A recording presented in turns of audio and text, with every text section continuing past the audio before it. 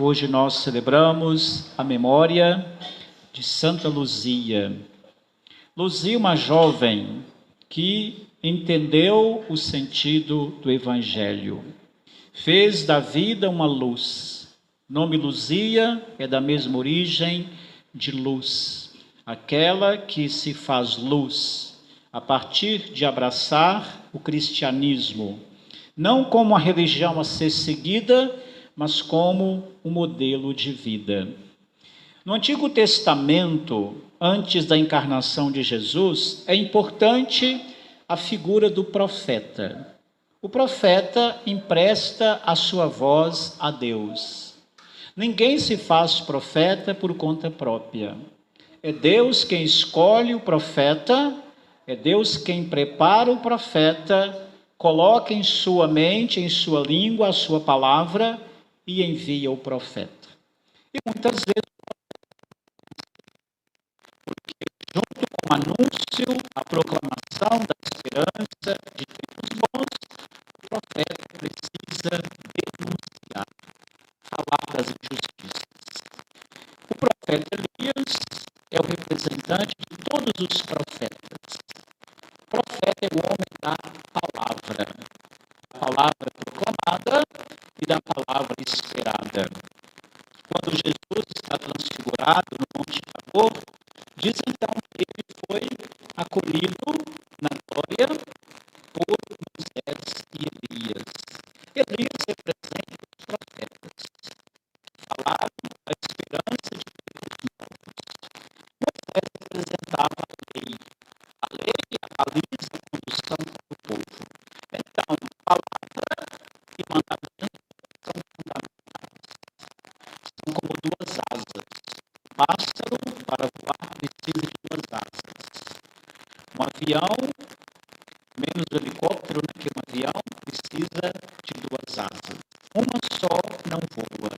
Uma com defeito também não voa. Então, mandamento, lei, orientação e palavra. Palavra que nós ouvimos, que nós entendemos e colocamos no coração. Elias então representa esta palavra de Deus que vai atear fogo à terra. Primeiro, um fogo que vai animar na esperança. O fogo é fundamental para o motor. Vocês sabem que o combustível, na combustão, ele vai queimando e produz fogo, produz energia.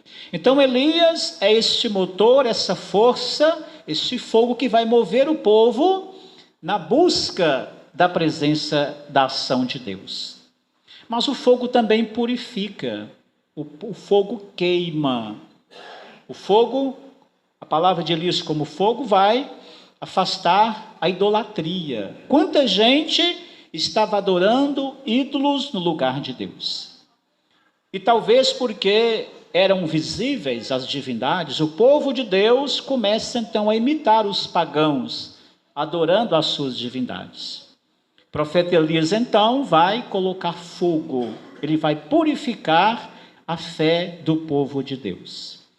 Elias, às vezes, para o povo bom, fala em esperança, para os ímpios, ele age com ameaça. Então, a leitura diz então que Elias foi arrebatado para o céu. Ou seja, Elias viveu toda a sua vida voltada para Deus. Não que Elias não tenha morrido fisicamente, um simbolismo. Elias então vai para o céu para dizer, essa palavra vai voltar. Nós estamos vendo agora no tempo do advento, hoje principalmente na missa do final de semana, que João Batista é Elias redivivo. Não que Elias reencarnou em João Batista, mas João Batista vai trazer o mesmo ímpeto de Elias. Ele vai falar como Elias falava. Muitos abandonaram a palavra de Deus e ficaram pelo caminho, criaram a própria palavra. Muitos seguiram esta palavra e foram em frente. E quando nós ouvimos a palavra, Deus nos fala. O Salmo então diz que Deus vai voltar para o povo o seu olhar, vai visitar com a sua presença. Deus nos visita através da palavra. da exortação, da correção, através do ensino. Então, experimentar nesta palavra anunciada um Deus que é bom, um Deus que pousa a mão sobre o protegido, uma mão que protege, uma mão que abençoa. Às vezes nós queremos uma mão de Deus pesada, uma mão que pune, uma mão que castiga. Pousai a mão por sobre o vosso protegido, o Filho do homem que escolhestes para vós. Então Deus escolhe aquele povo, não é para castigá-lo, mas para conduzi-lo à felicidade plena. Os atropelos do caminho, a escassez do deserto, a fome, a sede, tudo isso são meios que são do caminho para purificar a fé do povo. Alguns passaram por essas provações, outros ficaram pelo caminho. Deus não coloca obstáculos para nós, mas se existem obstáculos no caminho, naturalmente, nós podemos fazer deles motivo de crescimento. Conheço pessoas que perderam a fé diante de uma perda, de um sofrimento, abandonaram a Deus. Conheço pessoas que estão mais fortes através do sofrimento. Ou seja, depende de como você interpreta. As pessoas são purificadas muitas vezes como o ouro no fogo. O profeta Elias também tem essa visão do fogo, né, que purifica, como o ouro bom é purificado no fogo. Então você pode perder a fé no sofrimento e você pode fortalecer-se cada vez mais na fé pelo sofrimento. Então Jesus hoje no Evangelho está dizendo que é preciso agir como João Batista e como Elias. Perguntam a ele, por que os mestres da lei dizem que Elias deve vir primeiro? Porque primeiro vem a palavra, gente. Não é Elias que vai voltar, é o profetismo, né? Primeiro vem a palavra. Jesus, quando reuniu as multidões, ele pregava primeiro. Talvez curavam alguns antes, mais debilitados, para darem conta de escutar a palavra, depois pregava. Quando esta palavra era acolhida, algumas pessoas acreditavam na palavra e eram curados. Primeiro vem Elias, vem a palavra. Ele responde, Elias vem e colocará tudo em ordem. Ou seja, a palavra coloca tudo em ordem. Elias já veio, mas eles não reconheceram. Tanto a palavra que veio foi ignorada.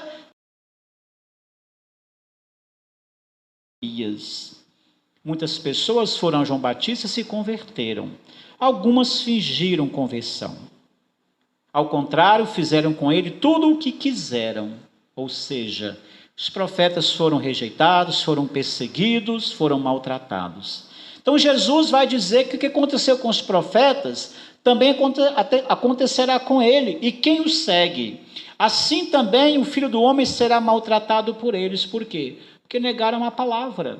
Então quem caminha com Jesus não vai ter vida fácil, vai ter perseguição, vai ter dificuldade como os profetas. Luzia, por exemplo, foi desafiada a negar a fé. Para ter uma vida cômoda, ela vai dizer não. O meu sim é dado a Deus. Eles compreenderam que Jesus falava de João Batista, que estava preso, ou pelo menos ameaçado pela sua palavra.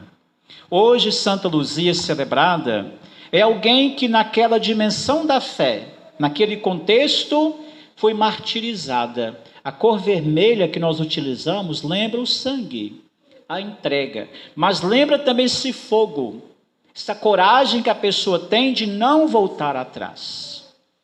Às vezes nós somos muito frágeis, né? A nossa chama é como esta vela, ou do coroinha aqui, né? Não aguentou nem um ventinho aqui, né? O pessoal ficou preocupado com o menino, né, gente? Antes a vela apagada que o menino, né? Porque o ventilador ajuda ele a refrescar, né? Então, às vezes, nós temos uma fé como uma vela, né? Frágil. Qualquer soprozinho a pessoa desanima. E eu brincava numa missa uma vez, o pessoal achou engraçado, né? Que tem pessoas também que têm síndrome de ventilador, né? O que é isso, gente? O que vocês acham que é síndrome do ventilador? O que o ventilador faz com a vela? Apaga. Tem gente que fica o tempo todo apagando a vela do outro, né? Soprando a luz do outro, matando a esperança do outro, criticando, falando mal, xingando, exigindo. Você tem protegido a vela de alguém, a luz, ou tem apagado? Ou tem soprado, né? João Batista teve a sua vela apagada, né? Só que não adiantou nada simbolicamente, porque a vela ficou mais forte. O martírio dos santos, ao invés de calarem, tornou-se mais forte. Nós vamos ver lá no começo da igreja, né, quando o cristianismo era perseguido, dizia o seguinte: o sangue dos cristãos que eram derramado na arena, no Coliseu, se tornou terra fértil. Daquela terra molhada com sangue, brotaram muitos cristãos, e cristãos mais fortes.